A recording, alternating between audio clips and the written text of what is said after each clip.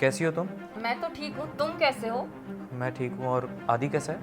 आदि भी एकदम बढ़िया है। लगता है तुम उसका बहुत अच्छे से ख्याल रख रही हो। हाँ, मैं आदि का बहुत अच्छे से ख्याल रख रही हूँ। अच्छा, एक काम करो, बात कराना आदि से।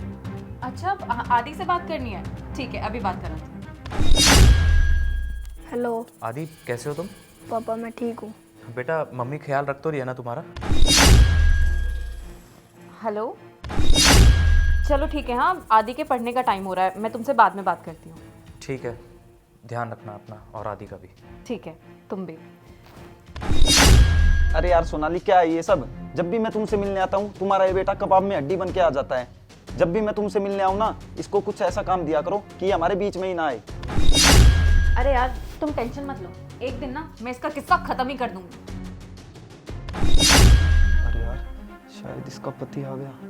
क्या यार सोनाली, तुम इस बच्चे से इतना काम करवाती हो, जो काम तुम इससे करवाती हो वो काम तुम खुद भी तो कर सकती हो। अरे विकास, ये क्या हो गया तुम्हें? अभी तो तुम मेरी साइड ले रहे थे, अब अचानक इसकी साइड ले रहे हो। यार तुम्हें पता तो है इसकी मेंटल हेल्थ ठीक नहीं है। आदि बेटा, तुम एक काम करो, अंदर जाके तुम बैठ जाओ।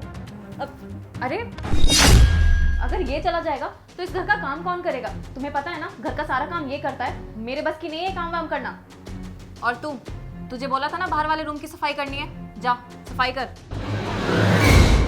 इसकी माँ तो मर गई और ये बोझ मेरे ऊपर छोड़ के चली गई। यार सोनाली, मुझे लग रहा है दरवाजे के पीछे कोई है। तुम एक काम करो, प्लीज जाके एक बार चेक करो।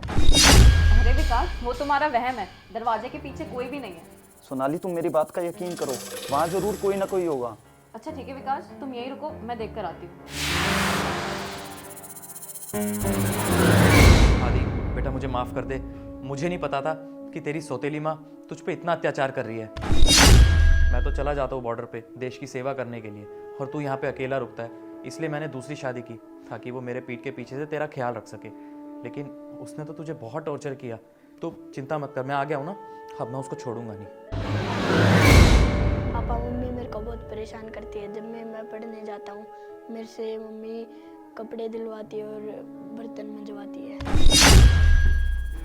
विकास, तुम सही कह रहे थे, आदि का बाप तो बाहर ही खड़ा है। अरे यार, अब क्या करें? मुझे तो ऐसा लगता है कि आदि ने सारी सच्चाई बता दी होगी उसे। यार तुम एक काम करो, इससे पहले आदि उसको सब कुछ बताए, तुम जाकर सब उसको सच बता दो।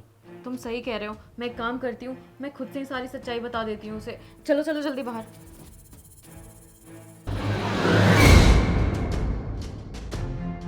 तुषार, तो तुम्हें सारी सच्चाई पता चली गई है, तो मैंने सोचा मैं तुम्हें खुद से ही बता दूँ। ये विकास है, मेरा बॉयफ्रेंड। और तुम्हारे बॉर्डर पे जाने के बाद ना, मैं आदि से घर का सारा काम करवाती थी। झाड़ू पोछा, बर्तन, घर की साफ सफाई, यहाँ तक कि अपने गंदे कपड़े भी धुलवाए मैंने। तुम्हें पता है ना मेरे पापा ने मुझे कैसे रखा है, मेरे घर पे कितने नौकर चाकर थे, और मैं ऐसे नहीं रह सकती, मैं नहीं कर सकती घर वर का काम। और तुम्हारे बॉर्डर पे जाने के बाद मैं क्या करती? मेरे पास कोई ऑप्शन नहीं था, इसलिए मैंने अपना बॉयफ्रेंड बना लिया। कोई तो चाहिए था ना मुझे।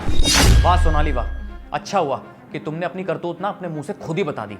आदि ने तो बस मुझे यही बताया कि तुम उसे पढ़ने नहीं देती। मेरे पीठ के पीछे से उसके ऊपर इतना अत्याचार करती हो तुम, इसलिए वो मेरे को चू तक नहीं बोल पाता।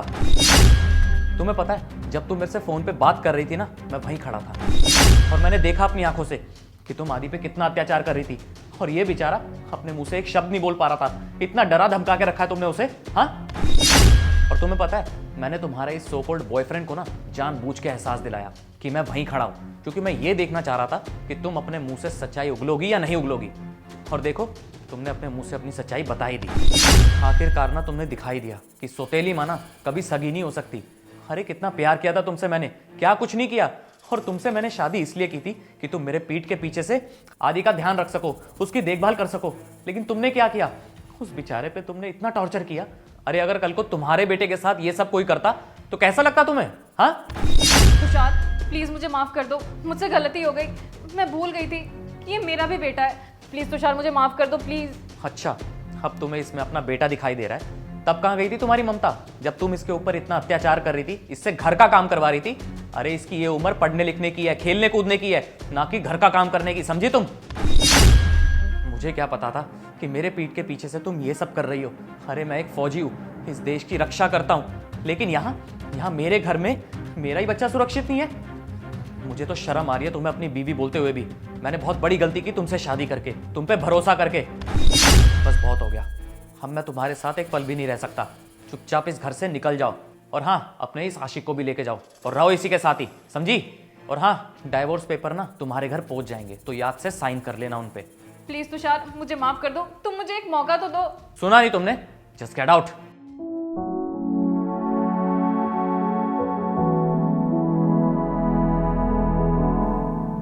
बेटा, अब मैं आ गया हूं ना, अब मैं तुम्हारा अच्छे से ख्याल रखूंगा, ठीक है?